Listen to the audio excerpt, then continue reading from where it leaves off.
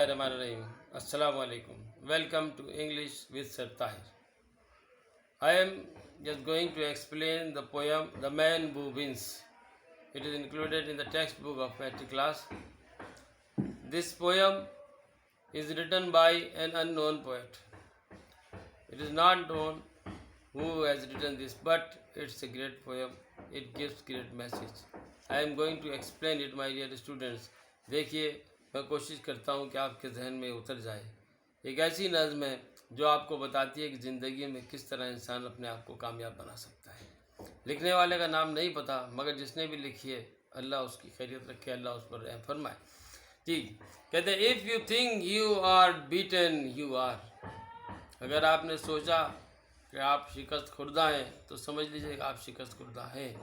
If you think you dare not you don't. अगर आप समझते हैं कि आप में हिम्मत नहीं है तो हकीकत ये है कि आप बेहिम्मत हैं, आप में हिम्मत वाकई नहीं है। And if you think if you like to win but you think you can't. अगर आप चाहते हैं जीतना लेकिन समझते हैं आप नहीं जीत सकते और आपके अंदर है कि नहीं, तो आप यकीन कीजिए कि आप नहीं जीत सकेंगे। It is almost certain you want.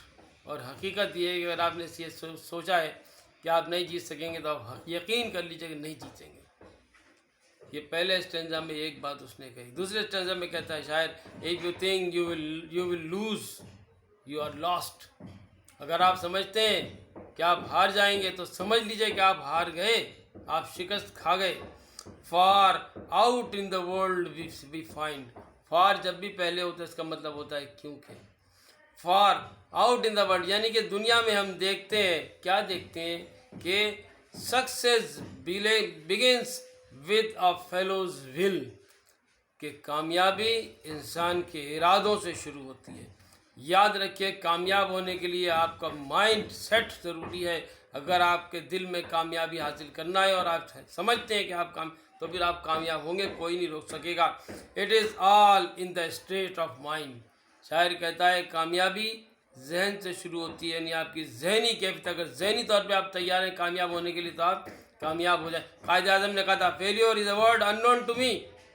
कायद आज़म कभी नाकाम नहीं हुआ किसी काम में, इसलिए कि वो हमेशा जानते थे कि वो कामयाब होंगे। Then he says in the third stanza, if you think you are outclassed you are outclassed. पैसिवाइज में कह रहे हैं अगर तुम समझते हो कि तुम शिकस्त खुर्दा हो, तुम हार गए, तो समझ लो कि तुम्हारी कोई जगह नहीं, यू आर यकीनी तौर पे हार चुके।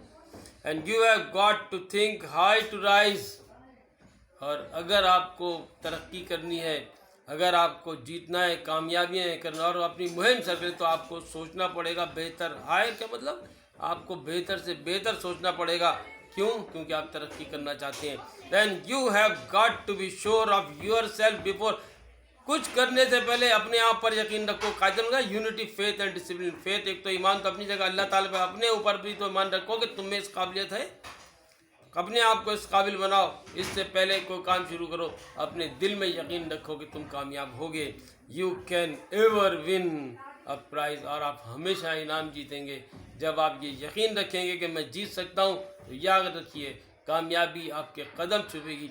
If you believe in yourself, remember that the success will kiss your feet. Then in the last stanza said, life is battle, don't always go.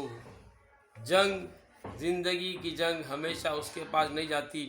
To the stronger और faster man, जो बहुत ताकतवर है या जिस तेज़ रफ्तार है। ज़िंदगी की जंग या ज़िंदगी की दौड़ हमेशा तेज़ रफ्तार और ताकतवर लोग नहीं जीतते, बट लेकिन सून और लेट द मैन वो विंस। लेकिन जल्द या बदेर जो शख्स जीतता है वो कौन होता है? Is the man who thinks he can. It means, इसमें सबसे अहम बात क्या कही इसने दोबारा, कि सून और लेट, जल्द या बदेर। The man who wins is the man who thinks he can. वही जीतता है जो यकीन रखता है कि वो खुद जीत सकता है या वो जीतेगा। Remember my dear students and my dear fellows listeners, if you want to be successful person, believe in yourself first. raise yourself up and high and make yourself confident that you can win and you will ever win. Thank you very much.